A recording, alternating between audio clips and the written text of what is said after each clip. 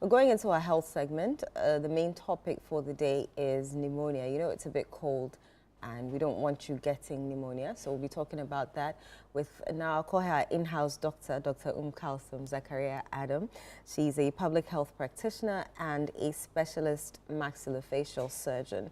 If you have any questions about the topic that we're going to discuss, do send them to the number 0204 447 033, 0204 447 033. Alternatively, our social media handles are active. Send your questions with the hashtag Sunday Breakfast, and Jude and I will read it here on the show so that you can get the answers that you seek.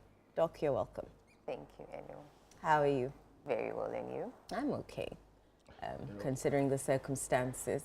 I was talking to a doctor friend, right? And, you know, doctors generally, you know, compared to the average human, are more numb when it comes to some of these things because they see it on a daily, all the time. You know, so I get it, but how did this news get to you, you know, and how are you holding up?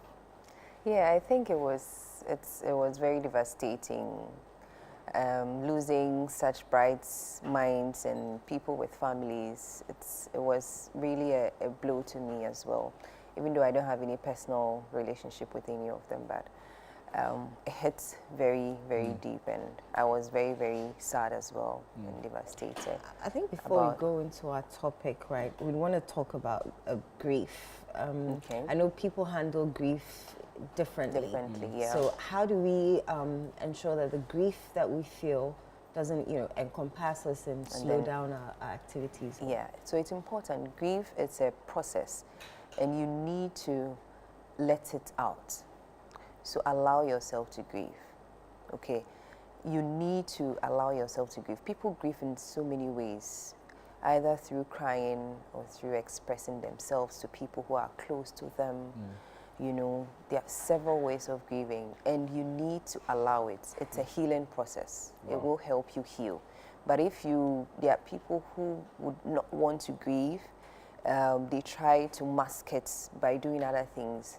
But all it does is that it's compounds, and then it stays up within your system. And if it should come out eventually, because it will definitely come out, that may become much more disastrous. So it's important that you allow yourself grieve.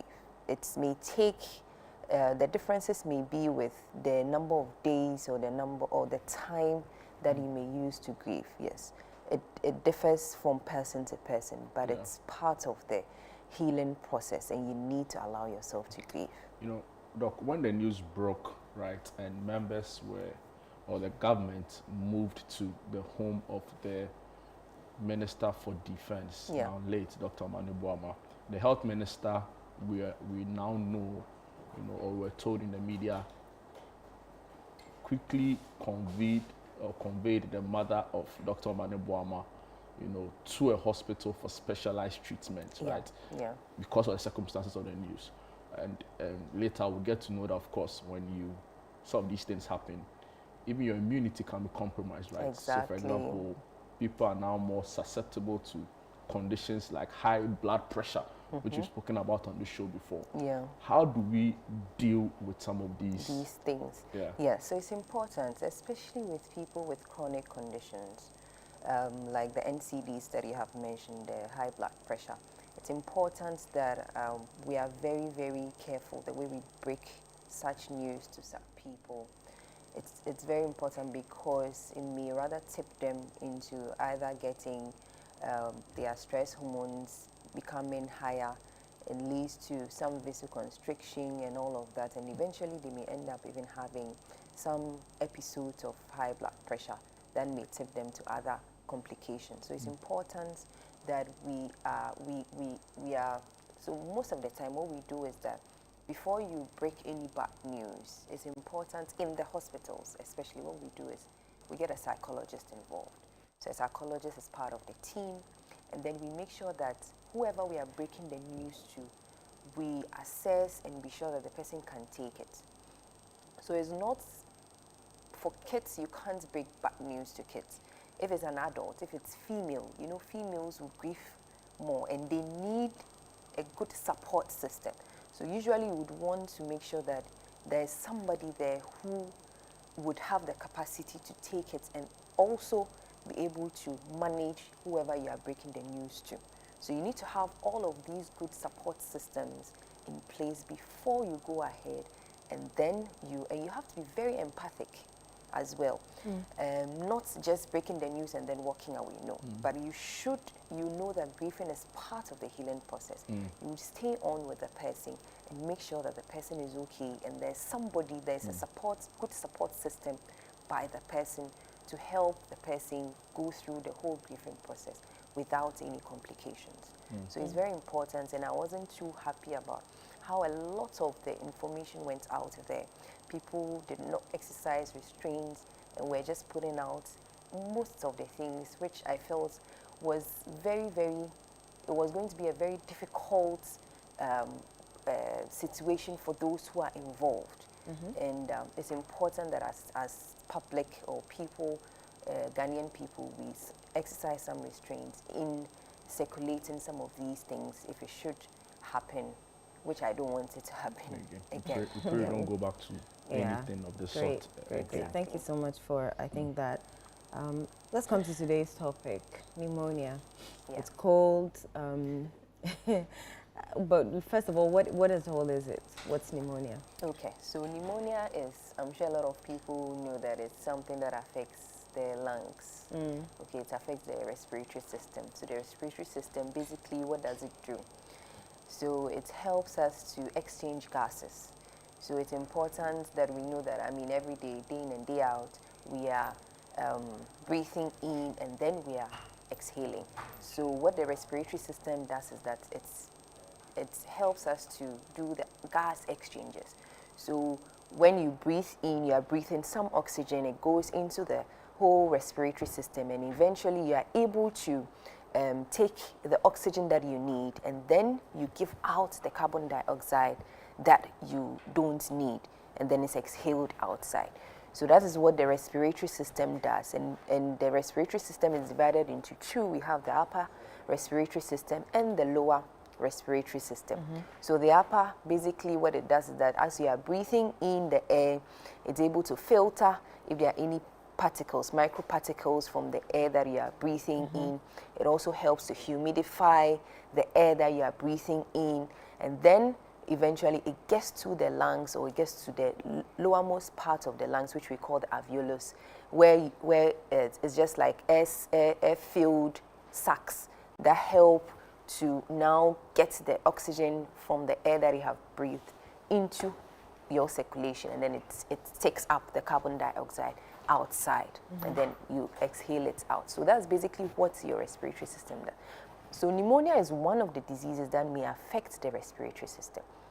What happens basically is that when you have inflammation, or when you have some infection affecting the lungs or the lung parenchyma, so the basic units of the lungs or the respiratory system, then you have what we call pneumonia.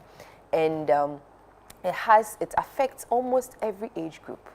There is no predilection for any age group. It affects every age group. And then it becomes much more severe when you are in the extremes of ages. So either very young or very old. And that has to do with the immunity that you have, and then the compromises in the immunities. So what pneumonia does basically is that most of the times you have certain signs and symptoms that you should be able to tell, and then you quickly move to the hospital for some attention. Some of the signs and symptoms may be that you may have cough, and this type of cough is productive. So you have cough, you have chest pain, you have fever, and then there are certain times that you notice that this patient, because of the fever and then the cough and the fact that the lungs are not at their fullest capacity, you notice that they are using other muscles of respiration to breathe. So you can see that there may be flaring of the Ehlers-Danlos, and then when you look at their vitals, you notice that they have very high respiratory rates, so we call it tachypnea. And then they may even also end up having high heart rate as well, which we call the tachycardia. So all of these are some of the signs and symptoms associated with pneumonia. And aside these signs and symptoms that we are mentioning, there are types of pneumonia. So depending on what really causes this pneumonia, what causes it, we have the infective part of pneumonia, where it can be from either bacterial, or it can be from viruses, or it can be from fungus. And this is where we may end up emphasizing a few things that will help us prevent we getting the droplets that is infected into our system. So by the fact that most of the time you inhaling these droplets that are infected is what would go into your system and eventually end up giving you a pneumonia. So you need to be very careful. You need to I remember in the COVID-19 system where we emphasized the hand hygiene, very important. So we'll still go back to it. Hand hygiene, very important. You need to make sure that you are always washing your hands, and then anytime you go to a place and then you come back, you need to do that. And then you avoid touching your face or any aspects of your body that is very, very close to the respiratory system, because you may end up depositing some of these microorganisms or its droplets that will eventually go into your system and then eventually give you this infection. And then you should also make sure that if you are within a confound or within a place that is not well aerated, there should be some social distancing. Very, very important. And also you should open the windows so that air comes in, fresh air comes in, and then fresh air, the stale air that is within can also go out, so that you don't end up circulating the infected or the droplets within that confines, which may eventually end up making you contract some of these bacteria and then the viruses that we are talking about that can lead to a pneumonia. So what are some of the bacteria that can lead to a pneumonia? So one of them is the Streptococcus pneumoniae. We have the Klebsiella pneumonia as well, and then Staphylococcus and all of that. And then we also have some viruses. So some of the viruses may include your rhinovirus, your adenoviruses. You know, all of these are things that you can end up contracting if you are, and then also anytime you are sneezing, you have a cold and you are sneezing, make sure that you cover your mouth and your nose so that you don't end up expelling all of these droplets that may have some of these infective droplets that may be picked up by somebody who is around the area. And then also in this cold weather, you know, a lot of people, because it's cold, we tend to want to spend a lot of time inside. Okay, so even if you are inside, you need to make sure that you are maintaining your hand hygiene, and also because of the crowding within, that can lead to a very fast transmission of these viruses that can lead to a pneumonia. And aside the infections that we have mentioned, there are other things too that can cause pneumonia, like aspiration. So maybe in patients who are unconscious and then they end up aspirating on their food, and then it goes into the lungs, and then that can lead to the inflammatory process, and then eventually you can end up with a pneumonia with that as well. Or even sometimes ingestion of certain chemicals or caustic agents or inhalation of all of these chemicals can lead to a pneumonia if it gets to the lungs because someone as like well. realize the smell of fuel and kerosene. And No, those for weird that, stuff. if you only smell it, that's okay. Okay. But then if it gets into, The if it's lungs. physically, yes, gets into the lungs, Okay. then it can start the whole inflammatory process, and then you may eventually end up What's with a the pneumonia. difference between pneumonia, common cold, and bronchitis, if any? Yes, yes. So pneumonia is basically, we would say that when you have inflammation of your alveolus, Okay. and then its related structures. So from the alveolus, that is the very basic, it's like a sac.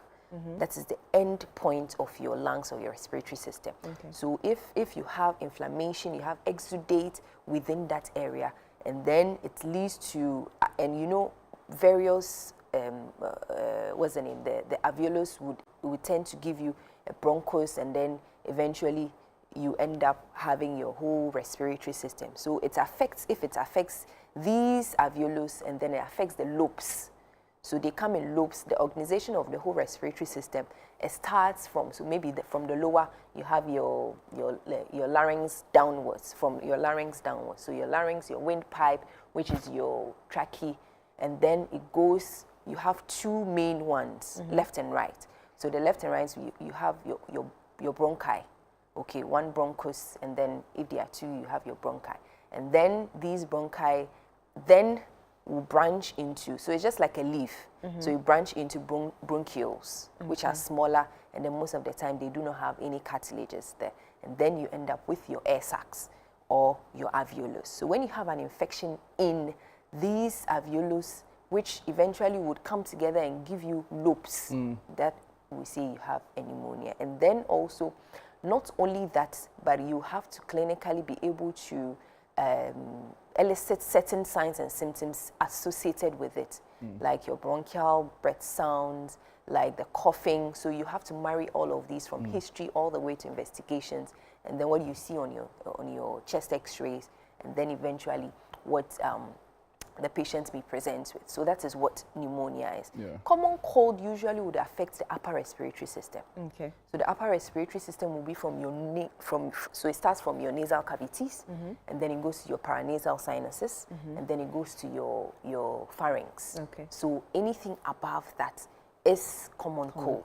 Okay. Once it goes deeper into your lower respiratory system, then it becomes your pneumonia that we are talking about. I think one of the most common catchphrases, even though it wasn't necessarily scientifically proven, was that if you sleep under a fan, bare chested, yeah, just a candidate for pneumonia. Yes, that is what. Is there a science to it? Okay, so that's one of the misconceptions. Yes. Okay. So there may be a little truth to it, but not truly, not entirely. Okay. In the sense that if you are sleeping directly under a fan, it means that, and the windows are not open for good aeration, it means that the still air would keep circulating within that that space, exactly. And then eventually, if there is any infection, likely you may end up breathing it in, and then to give you that infection. Now, the other thing too is that if you are not the only person in that room, and there's somebody who is already infected, it means that it will circulate, and then you eventually have that. And the cold weather, because it is cold, the cold weather makes it favorable for these microorganisms to proliferate faster. Okay. So you tend to have them at higher quantities in these cold weather. That will mean that eventually you may end up getting it as compared to hot weather, where you don't have their numbers. You don't have them in these large numbers. Wow. So that is what we look at. What's and it has treatment, yes. So treatment depends on the pneumonia that you have, and then also if you have any other complications associated with it. Okay. So the treatment is basically medical. So you need to be given some antibiotics, and then you need to be given some analgesics as well to help manage the infection. That is if it is bacterial, if it is coming from the bacteria. So so I didn't talk about these, but we have something we call hospital-acquired pneumonia, and then we have community-acquired pneumonia. And all of them have particular causative organisms that are associated with it. So if you have if it is hospital-acquired or the community-acquired, most of the time they are bacterial. So you would have to treat with giving some antibiotics for a number of days based on the signs and symptoms that you have. And that should be able to take care of it. But then, if it goes on for a very long time and then it becomes complicated, it means that some of these complications may be that you may end up having an abscess, forming an abscess within the lungs. You can imagine. That may need to be drained. You may end up having something we call pneumonic effusion. So the lungs itself, it has this lining, okay? So the lining, you know, the lungs are within your rib cage, which is bony, okay? So this is basically a bony structure. So there's something we call the pleural space, which usually it's a space that doesn't have anything within it. It's just a very thin space. But then when you have pneumonic effusion, it means that some fluid will start accumulating in that space, and then it will end up compromising on your lung function. So for that, depending on the fluid that has collected within that pleural space, may need to be drained. So you may need a chest tube passed so that it can be drained to help with the lung expansion and then eventually with the rehabilitation of the lungs. And then there are certain times, aside this abscess, you may end up having a systemic infection, which we call sepsis. And sepsis is very difficult to treat. So all of these are some of the complications that may come about. And then also, these complications may be severe depending on your immunity. So if you are immunocompromised, patients who have retro or HIV, or patients who have some malignancy, or patients who have, so these malignancies are on steroid therapies that tend to reduce their immunity, they may have some of these complications more often than a healthy individual. And then also our good old smoking, you know, it tends to reduce your immunity. So it tends to even reduce the whole respiratory system is made in such a way that it is able to trap some of these microorganisms, is able to cleanse all the air before it gets there. But then if you are smoking, and then it affects all of these natural immune barriers within your respiratory system, then that can also give you a severe form of the infection. So it's important that we advise that people reduce or even avoid smoking at all, just to help reduce the complications associated with getting I remember pneumonia. the last time you were on the show discussing a condition or an ailment and didn't have obesity as a risk factor. Yeah. How am I seeing obesity in pneumonia? Like everybody else is, you know, if you understand how, or based on my understanding from your, like everybody else, whether they are huge or they are small, but for some reason it seems highlighted or you know, quite pronounced that you know, obesity. Not necessarily. So it has to do with still having to do with the lung function. Oh, okay. So once you're obese, you know that it's most of the time the lung function would be reduced because of where especially when it's truncal obesity, where the fat deposits would be or adipose deposits would be. So if it's truncal, it would affect the lung function. And once it affects the lung function and you have any of these infective agents within, it means that it's going to proliferate, and then eventually you may end up. And then obesity in itself also ends up reducing your immunity generally, and that's would end up giving you maybe a severe form of the infection, as a healthy individual may not have that. Yeah. Dr. Adam, thank you so much. Thank you too. As always, a pleasure having you on the show. We hijacked there into I know, into grief. I mean, which is very important, I must say. I think so we delved into it, and the topic for the day. Yes, so, next week we have to continue on pneumonia because I have so many questions here. Yeah, definitely we will. All right.